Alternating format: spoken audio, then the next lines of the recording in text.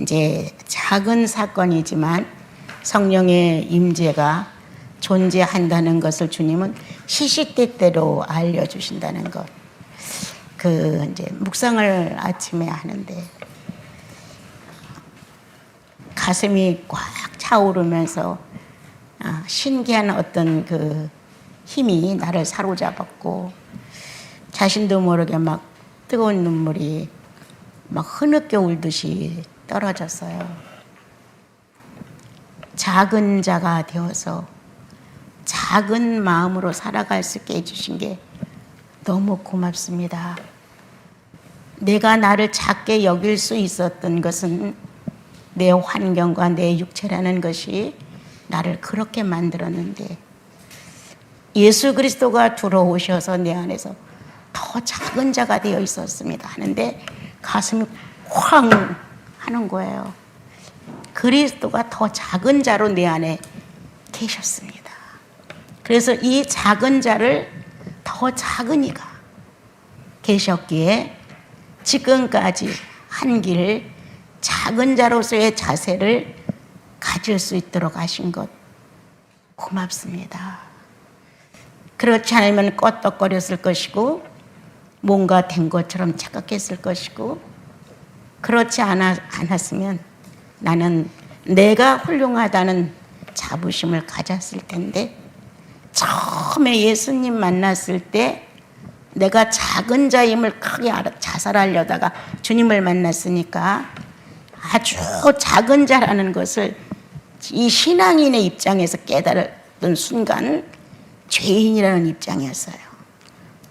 내가 3번을 자살하려고 했던 이 죄인, 근본적인 죄인이라는 건 몰랐어요. 다만 내가 내 운명을 거부하고 죽는다, 자살할 것이다, 이것이 나는 죄인이라고 생각했어요. 그래서 처음에 예수님 만나 잘못했습니다라는 고백을 인생으로 살며 처음으로 잘못했습니다 고백을 해봤어요. 학교 다닐 때에도 우리들이 뭘 잘못해서 매를 맞게 됐을 때 선생님이 이렇게 손바닥을 때리면서 전체 단체벌을 받을 때 잘했어 잘못해서 막 이렇게 때리는데 저는 끝까지 잘못했다는 말을 안 했어요. 그리고 또한 제가 이제 엄마가 뭐를 팔아서 장화를 사줬는데 엿장사가 와서 그거를 팔아서 한쪽을 팔아서 엿을 사 먹고 한쪽을 갖다가 가마솥에 넣어놓고 잊어버렸다고 거짓말을 한 게 탈로가 났단 말이에요. 그때 이제 엄마가 잘못했다고 그래라. 그럼 내가 너를 용서해 준다 했는데 끝까지 잘못했단 말을 안 했어요. 그러니까 너무 울기만 하고 앉아 있으니까 엄마가 오히려 나를 업어주면서 달래셨어요. 그렇게 지독한 내가 잘못했다라는 단어를 써본 적이 없어요. 이 마음에서 안 나와요. 그런 내가 죄인인 것을 3번 자살을 시도했다는 이 자체가 너무 크게 내 영혼을 밀어냈어요.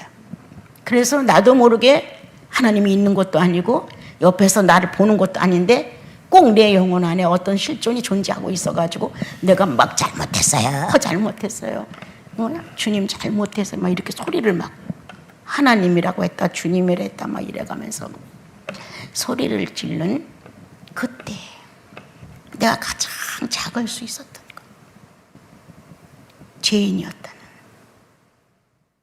창조주를 버리고 부모를 버리고 형제와 동기간을 버리고 자살하려고 했다는 사실이 내 안에서 움직였을 때 죄인입니다. 잘못했습니다. 이때 내가 제일 작아졌다고 생각했어요. 한 번도 잘못했습니다라는 단어를 안 쓴 내가 보이지도 않고 만져지지도 않는 어떤 무서운 실존의 그 어려움이 힘이 능력이 나를 사로잡았을 때 잘못했다고요. 막 이렇게 소리를 질렀어요. 근데 오늘 이렇게 묵상을 주님께 하는데 작은 자가 되게, 작은 자로 살아갈 수 있게, 누구의 사건 속에서도 작은 자가 되어서 그 사건을 같이 염려할 수 있는 것.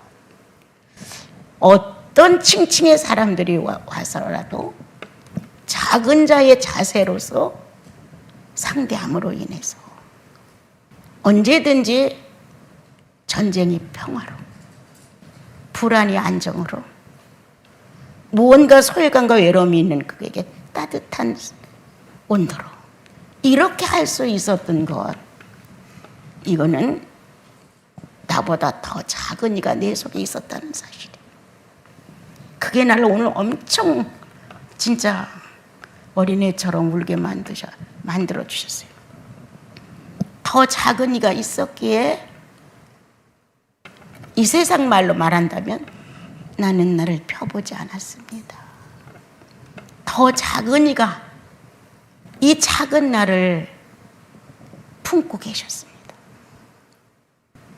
이런 내용이 영혼에서 막 살아나서 일단 눈물을 닦고 글을 써놓고 생각했어요. 예수가 왜 이렇게 귀하냐? 작은 자로서 끝까지 맞췄기 때문에. 누가 만나도 거부가 안 일어나. 예수님을 만나 한 번 마음이 소통된 자들은 예수를 버릴 수가 없어요. 악인이든 선인이든 부자든 가난하든 무식하든 유식하든 유능하든 무능하든 상관없이 이 작은 예수가, 이 못난 예수가 우리 안에 접해지면 우리는 그 작은 예수님 때문에 굴복이 되는 거예요. 그래서 나도 모르게 감탄이 나오면서, 그래서 그리스도의 구속이 확실하고 성령 받은 사람은 변질될 수 없어. 작아진 예수가 계시기에 우쭐거리고 잘났다고 하고 내놓으라 하고 교만하고 이래야 변하는데, 작은 예수가 나와 여러분의 영혼 안에 구세주가 되셨단 말이에요. 하나님 자신이 죽이면 죽는 자로 시체가 될 수 있도록 하셨단 말이에요. 이렇게 작은 자로 죄도 안 졌는데 죄인이라는 누명을 쓰고 형벌을 받으셨단 말이에요. 얼마나 무능력하고 무능하고 능력 없으면 애매한 탈을 쓰고 십자가의 못을 박는데도 항거를 하지 못하고 죽을 수 있었을까? 이만큼 무능해? 이게 가슴에 밀려오는 거야. 이만큼 무능해? 하나님이셨고 부활이시고 영생이신 그분이 똑같이 강도다, 열성당원이다, 반역자라는 사람의 계열 속에서 똑같은 죄목을 짊어지고 죽으셔야 했다. 누가 변호를 해줬단 말이냐? 누가 증언자가 되어서 도와줬단 말이냐? 아무도 없었다. 그 예수 그리스도가 내 구주가 되셨어. 그리고 그 예수 그리스도가 여러분의 구세주가 되시고, 그 예수 그리스도가 천인류의 모든 죄인의 구세주가 되셔서 죄인의 가슴 속으로 들어오셨다. 얼마만큼 낮아질 것이냐, 더 이상. 그래서 평생을 예수 믿고 살아가면서도 많은 변덕을 떨고 많은 조화를 만들어 가면서 자기 여건에 맞는 자기를 만들려고 하는 아주 오만불손한 나에게 성령은 똑같은 주제로 들어오셨다. 어떤 주제로? 변질되지 않은 가장 작은 자로. 그래서 내가 부자가 되든 성공을 하든 건강해서 장수하든 많은 사람들 속에 인기가 있든 관심 없으시다. 누구에게나 있어. 그는 작은 자의 한몫이다. 이런 내용들이 나를 휘감아 왔어요. 처음 예수님 만났던 것처럼. 그리고 다시 내 속에 내가 말하고 있었어요. 나는 작은 자가 아니군요. 작은 자라고 기도가 출발됐는데 작은 자가 될 수 있도록 나를 이끄셔서 너무 고마웠다고 했는데 주님, 내가 지금 보니까 난 작은 자가 아니었습니다. 큰 자가 되고 싶어서 작은 자를 누르고 싶었고 큰 자가 되고 싶어서 사람들 속에서도 뭔가 나는 하고 내놓으려고 했는지도 모릅니다. 주님. 이러면서 성령께서 제2의 메시아로, 그리스도가 제1의 메시아로, 성령이 제2의 메시아로 더 낮은 자의 모습으로 주님과 똑같은 중량의 무게를 갖고 오셨지만 단번에 드려진 하루의 사건이 아니고 평생의 사건에 낮은 자가 되셨다. 성령은 내가 목숨을 없어지는 그날까지 그는 작은 자로 살으셔야 했다. 나는 많은 사람들 속에 큰 자가 되려고 말 한마디라도 안 지고 싶은데 성령은 내가 이 세상을 뜨는 날까지 작은 자가 되어 나를 이끌어 가신다.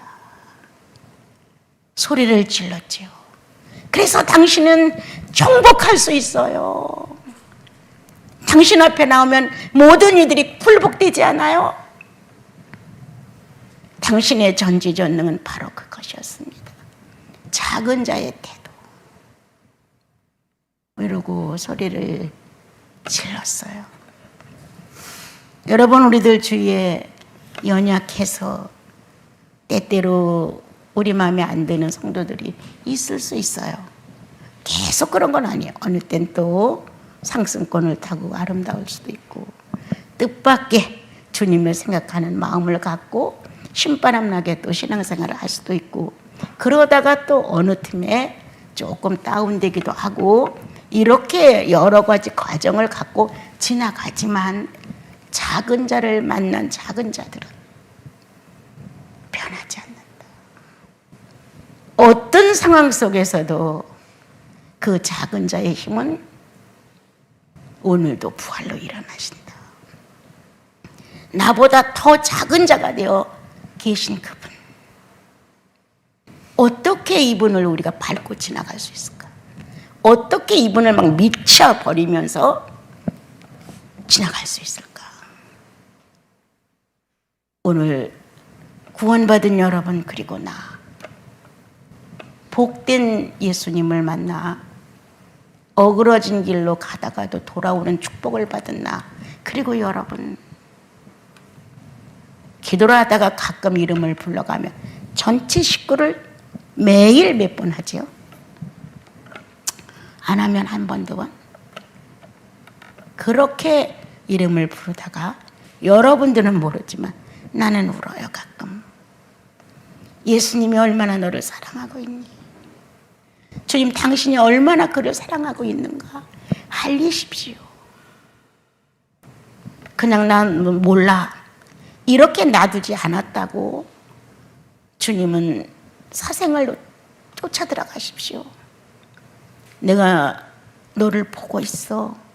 내가 너를 안고 있어. 내가 너를 품고 있어. 이렇게 전달하십시오.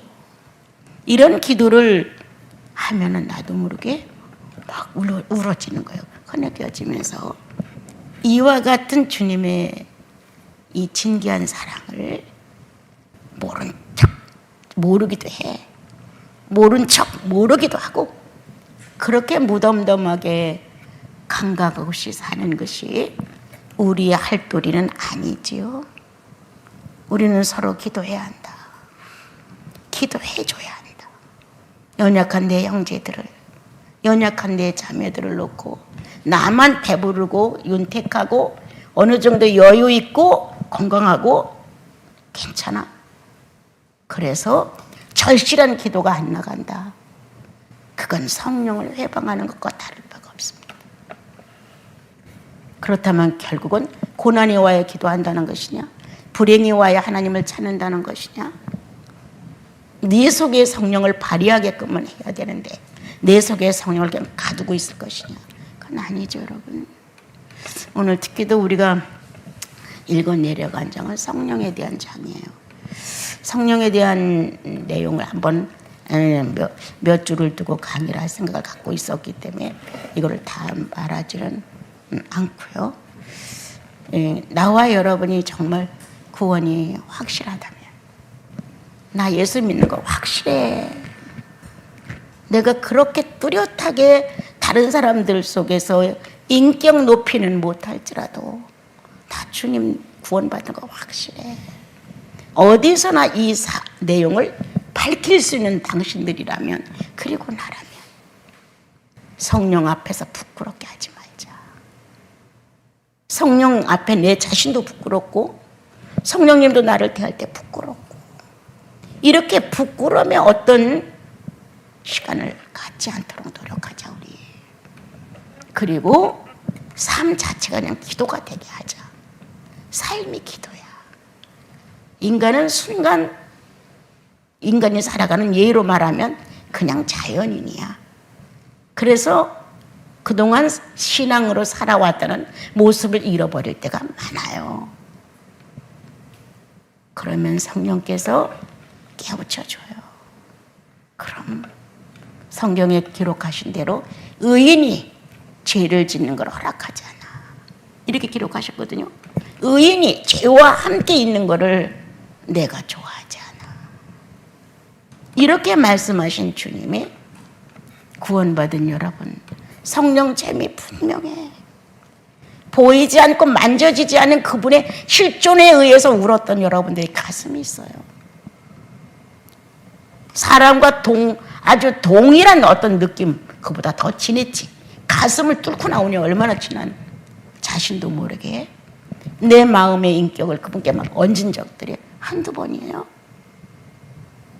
이거를 모욕하지 말자.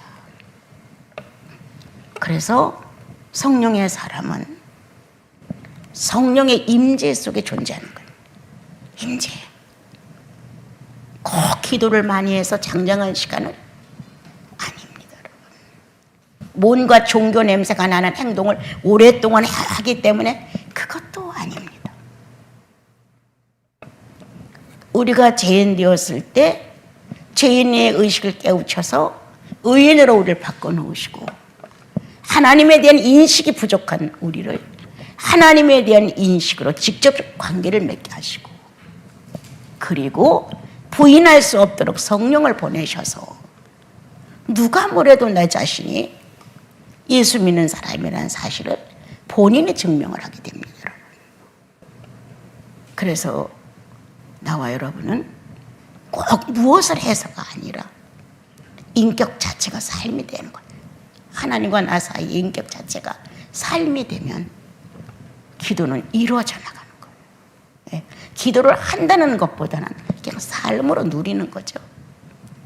어린아이들을 길러본 엄마 아버지들은 자식과 자기들의 관계를 충분히 알아요. 우리 같은 사람은 잘 몰라.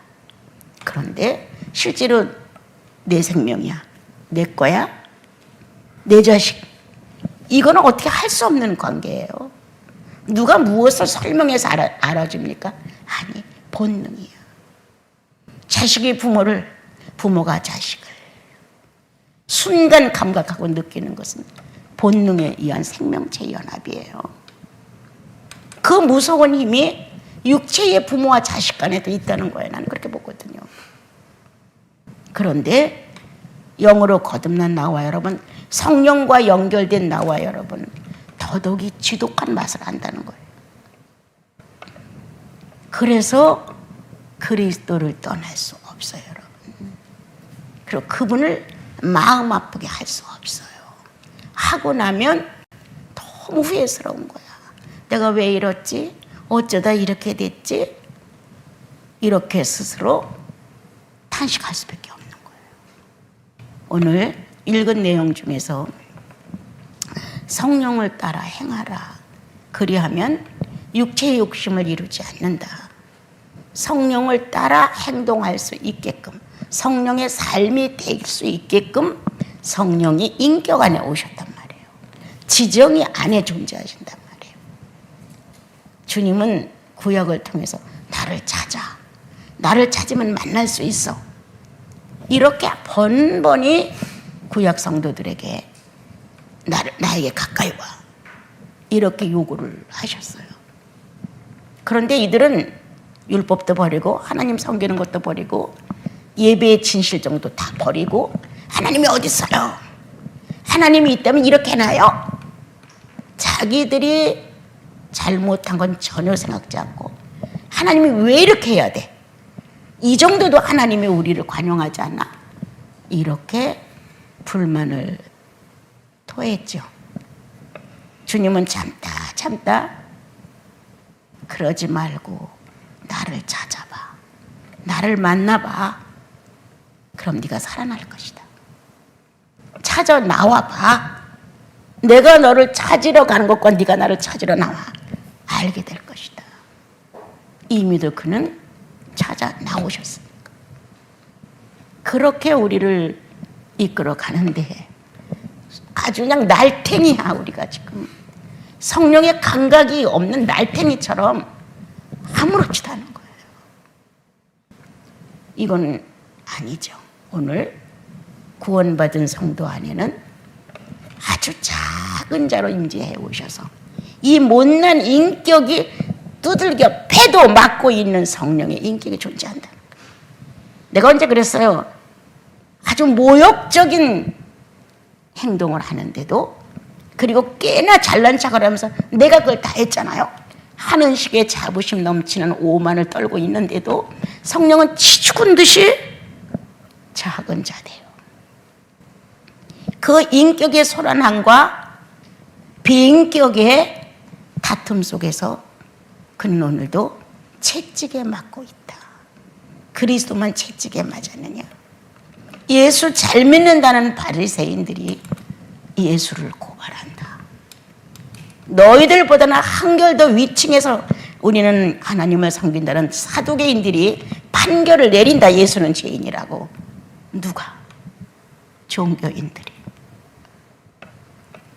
이렇게 그리스도를 여러 가지 방면에서 채찍질을 했죠.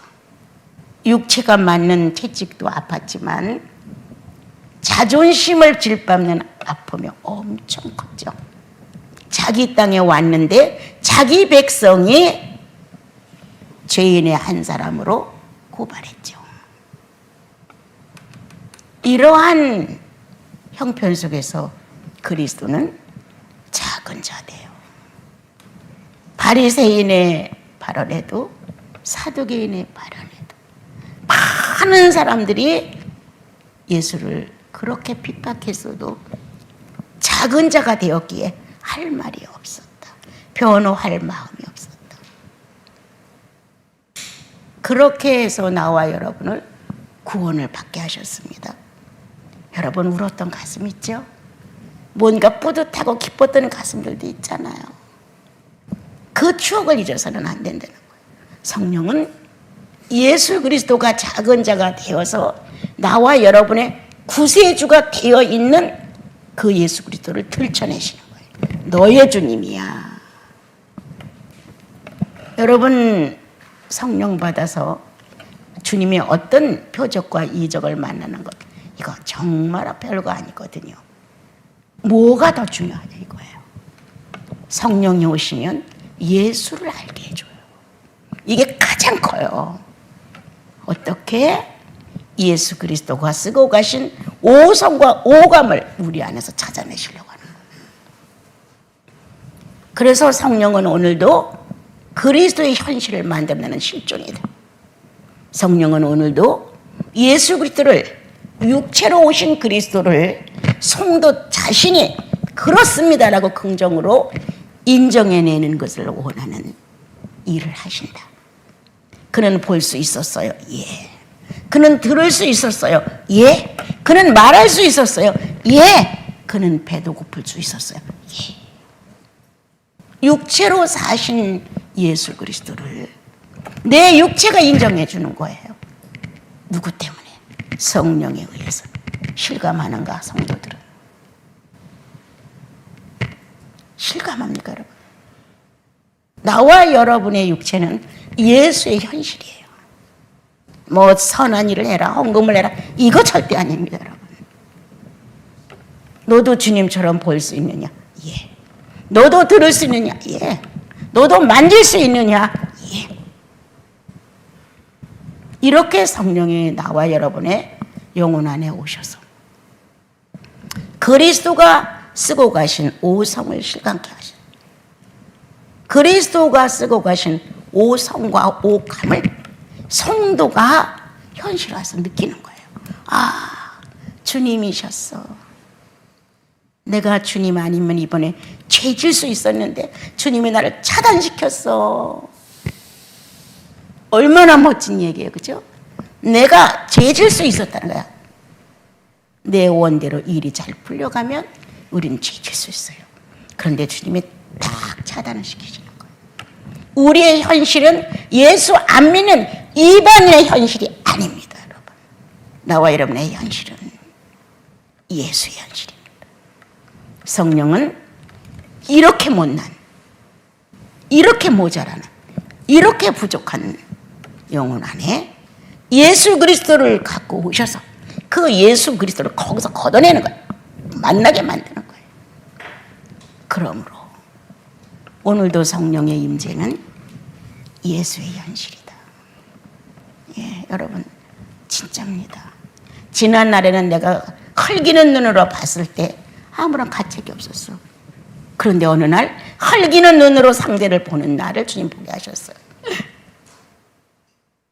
마음 안에서 나는 내가 내 형제 자매를 헐기는 눈으로 보고 있다는 사실을 감각케 하셨다. 그리스도의 오성의 역사를 하는 거예요. 그리스도의 오감의 역사를 하는 거예요. 그러므로 성령은 오늘도 괴팍한 내 성격, 근본적으로 죄인의 기질적인 나, 악인의 악의 모든 본질은 난 다 갖고 있죠. 그것이 사용되려고 하면 성령이 안 돼. 또 사용되려고 하면 성령이 안 된다니까. 이렇게 어디선가 내가 내 원대로 하고 싶은 자아의 발동을 저지시키는 힘이 나와 여러분들 영혼에 반드시 있습니다. 여러분 무시하지 마십시오. 그렇게 저지시킬 그때 그래 아니지, 아니고 말고 이렇게 나를 돌려놓는 거죠.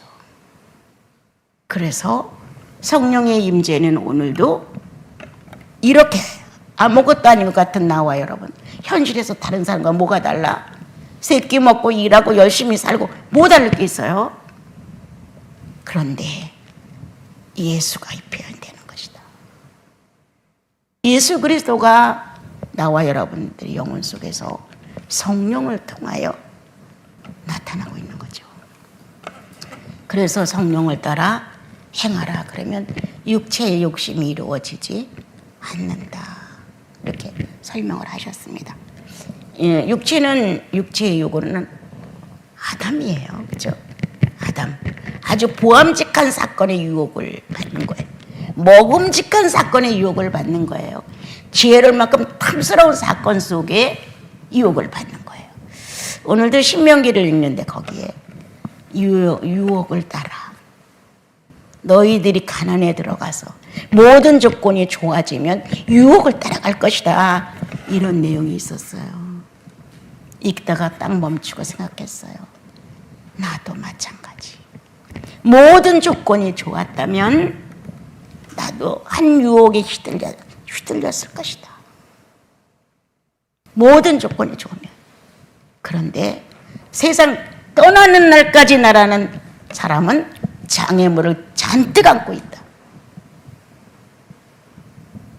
그러므로 여러분, 내가 연약해지는 것, 내가 조금은 순간 낮아지는 것, 이것은 바로 나와 여러분을 변질해서 막아주는 거죠. 잘 나가다도 뜻하지 않게 딱 뻥크가 나는 거예요. 거의 다 될 것 같은데 안 돼. 주님은 왜 그렇게 하실까? 변질될까 봐. 자기 자식 잃어버릴까 봐. 자기 사랑하는 여인을 잃어버릴까 봐. 하나님의 교회 성도들이 그분의 연인 아니에요?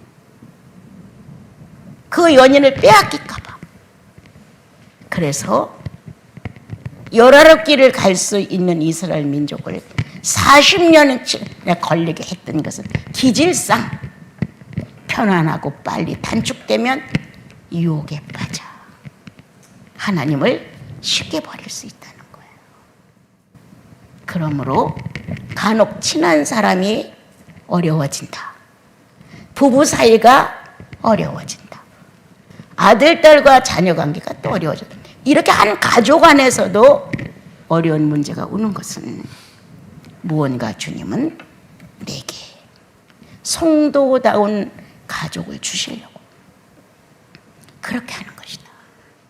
이렇게 세상 사람들이 판단하는 기준에다 놓지 마시고 성도다운 기준에다 놓고 해결을 해나가야 돼요. 그럼 오늘 말씀하신 대로 성령을 쫓아 행해. 그러면 욕심이 스스로 할 수 없어.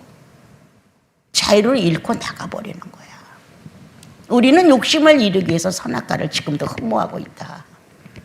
그런데 그 선악과 주면 뭐 할 거냐? 죄 짓는 일에만 뽀년이 다 쓸 것인데. 내가 지난번에도 말했잖아요.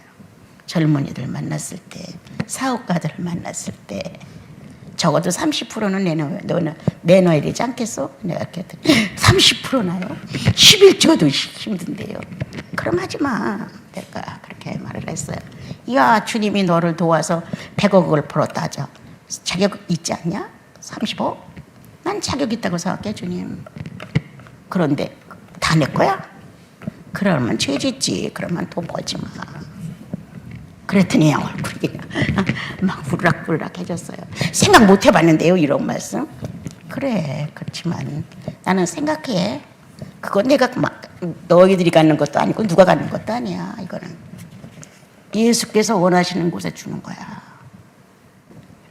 누군가는 그리스도의 이름을 가지고 성공을 했어. 그럼 적어도 30%는 예수께 드려야 다른 사람이 또 그걸 받아가지고 주님을 선포할 거 아니야. 이 땅에다 천년 만년 살으려고 못 사놓으려고 그렇게 얘기를 했는데 개업을 했노라고 또 전화가 왔고. 예. 여러분 오늘 예수 믿고 거듭난 나와 여러분 성령이 인식돼야 됩니다. 자그마한 일인데도 주께서 그렇게 하셨구나. 예. 평소에 보통 말처럼 했는데 딱 걸리는 거예요. 이게 나한테 안 어울리는구나. 그래서 주님 고맙습니다. 주님의 임재는 내게 늘 살아있는 경험입니다. 이렇게 말하면서 예수님께로 나를 자꾸 이끌어가는 거예요.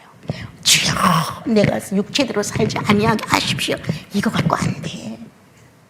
금식을 일주일 하면서 내가 육체대로 안 살고 성령을 따라 살 거야. 해도 안 돼. 기본이 제대로 돼 있어야 돼. 예수라는 분. 예수님의 목적이 뭔가? 이 땅에서의 부귀영화인가? 예수님의 목적이 뭔가? 영생이야. 그 영생은 물질과 피고가 될 수 없어. 주께서 주시는 것만큼 갖고 누리고 살고 중요한 건 영원한 나라에 그리스도가 존재하는 그 나라에 일원이 되어서 하나님의 자녀라는 명분을 가지고 그의 유전자로 생활하는 것이에요. 이 내세에 대해서 우리가 너무 모르기 때문에 실감이 안 나는 거예요. 가난하게 살고 어려움이 많게 되면 아유 죽어서 빨리 천국이나 갔으면 좋겠다 이렇게 말할 수 있지만 지금 그렇게 없어. 천국 안 가고 싶어. 더 살고 싶어. 이 세상도 사는데 괜찮아. 재미도 있고 천국이 안 그리운 거. 그러니까 내세에 대해서 얘기를 해도 바깥으로 흘러버리는 거예요. 그 나라가 어떤 나라인지 성령이 어떤 의미를 가지고 우리 안에 오셔서 예수 그리스도에 대해서 생소한 인격을 그리스도로 바꿔주는 거예요. 자꾸 그 일을 하시기 위해서 성령은 임재해 오신 거잖아요, 여러분. 우리들이 억지로 하는 건 아니지만 뭔가 우선인가 보세요. 뭐가 우선이에요? 주님이 우선이잖아요. 모든 삶의 우선이 주님이 되면 돼요. 아, 이건 주께서 싫어하시니까 안 되지? 이렇게 하면서 정리를 빨리 하고, 잘못된 게 있으면 빨리 내가 먼저 용서를 빌어야 돼요. 다른 사람이 용서 빌기를 바라지 말고 내 마음에 계신 주님이 거북스럽잖아요. 그러니까 빨리 내가 먼저, 그건 내가 잘못했지, 그건 내 잘못이야, 이렇게 나가야 돼요. 그래서 성령의 요구를 이루자. 우리 작은 거지만 큰 거 흉내내려고 하지 말고 작은 것부터 성령의 요구를 이루기 위해 살자. 가정이라고 하는 아내와 남편 둘의 삶에, 이 가족 분위기 안에 이제 또 하나가 있으면 자식이란 말이에요. 이 안에서 그리스도가 존중되느냐가 중요해요. 예. 아내는 남편 안에 있는 예수 그리스도를 존중하고, 남편은 아내 안에 있는 그리스도를 존중한다면 금식기도 안 해도 돼, 철야기도 안 해도 돼. 특별히 기도 시간을 마련해서 기도를 한다는 의미조차도 없어야 돼. 나보다 아내가, 나보다 남편이, 나보다 부모가, 나보다 자식이, 이런 존중성의 사회가 영혼 속에 이루어지면 주님, 그냥 자신이 만만해, 아빠, 이렇게 하는 것처럼. 그러므로 선악과를 이루지 않죠. 선악과를 따려고 발버둥을 안 치죠. 죄짓게 해달라고 금식기도 하는 거예요. 선악과 따게 해달라고. 만족스럽게 살고 싶다고, 보는 거 먹는 거 지혜로운 거 다 그렇게 하지 말자. 다윗은 모든 걸 다 갖췄어도 하나님이 제일이라고 늘 고백합니다. 성령은 그를 떠나지 않았어. 그가 설사 죄를 졌어. 우리아를 죽이고 바사베를 취하고 엄청난 죄를 졌어. 그래도 안 떠나서 성령이. 왜? 그는 알았다. 나의 죄보다 하나님이 더 크시다는 사실을. 내가 잘못한 정죄의식보다 하나님의 사랑이 더 크다는 사실을. 그 사랑을 비집고 들어가면 난 산다. 이게 더 컸던 거예요. 그 사랑 앞에 내가 항복하면 된다. 그러므로 하나님은 다윗의 대를 말씀하시면서 예수가 오시면 다윗과 같은 왕권으로 이스라엘을 치리할 거라고 생각을 이스라엘 민족들은 했죠, 여러분. 오늘 이 정도만 하고요.